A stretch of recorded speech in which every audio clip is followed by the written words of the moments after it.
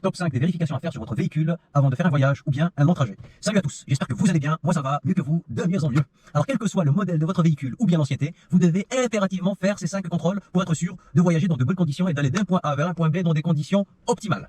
Premièrement, vous devez vérifier les différents niveaux, à savoir le niveau d'huile moteur pour éviter une casse moteur, le niveau de liquide de refroidissement pour éviter les problèmes de surchauffe et de casse moteur, le niveau de liquide de frein pour vous assurer que le freinage soit fait dans de bonnes conditions, et le liquide de lave-glace pour gagner en visibilité et pouvoir vous déplacer en sécurité.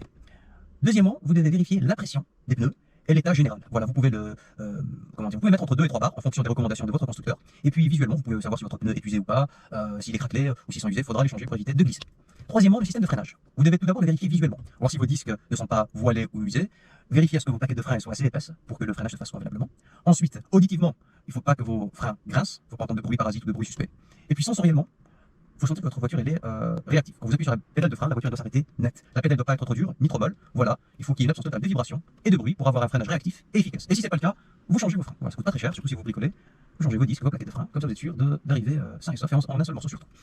Quatrièmement, l'éclairage et la signalisation. Alors ça c'est un exercice que vous devez faire à deux. Ou à défaut, vous devez utiliser une caméra pour savoir si tous vos feux fonctionnent convenablement, ou vous garez à côté d'un miroir, tout simplement. Voilà, vérifiez les feux de stop qui fonctionnent, les feux de position, les veilleuses, les feux de route, la marche arrière, et j'en passe et des meilleurs. Voilà. Et finalement, le cinquième point, c'est la batterie, l'état de la charge, etc. Vous devez vérifier votre batterie avec un multimètre. Il faut qu'il y ait au minimum 12,6 volts. Si vous avez moins de 12,6 volts, ça veut dire que votre batterie elle est sous-chargée ou bien qu'elle est tout simplement en fin de vie et qu'elle sera à changer. Alors 12,6 volts, ça c'est à l'arrêt. Quand vous mettez en route le moteur, vous devez obtenir à peu près 13,5 volts. Si vous avez 13,5 volts, ça veut dire que votre alternateur charge convenablement votre batterie, que votre batterie est en bonne état. Si vous avez moins de 13,5, soit votre batterie est fatiguée, soit votre alternateur est mort. Et pour savoir si votre alternateur fonctionne convenablement, vous mettez en route votre voiture et puis vous débranchez une cause de la batterie et vous regardez si la voiture est calme. Si la voiture est calme, ça veut dire que votre alternateur ne fonctionne pas. Si elle ne cale pas, ça veut dire que votre alternateur est bon. Voilà. Et j'ai oublié de dire qu'il faut toujours s'assurer d'avoir une roue ou une galette de secours à l'arrière de votre véhicule. Et à défaut, si vous n'avez rien de tout cela, vous pouvez acheter des bombes anti-crevaison. Alors les bombes anti-crevaison, elles coûtent 4-5 euros. Vous pouvez en trouver en grande surface, vous pouvez trouver dans des magasins spécialisés comme Carte Cash, Feu Vert. Vous pouvez aussi les acheter sur internet, ça c'est très simple. Ça permet de colmater les petites fuites et de vous permettre de vous déplacer au moins vers le garage le plus proche. C'est une sorte de liquide, une sorte de mousse expansive qui vous permet de regonfler le pneu en urgence et puis de faire une petite distance. Voilà. En tout cas, merci pour votre attention.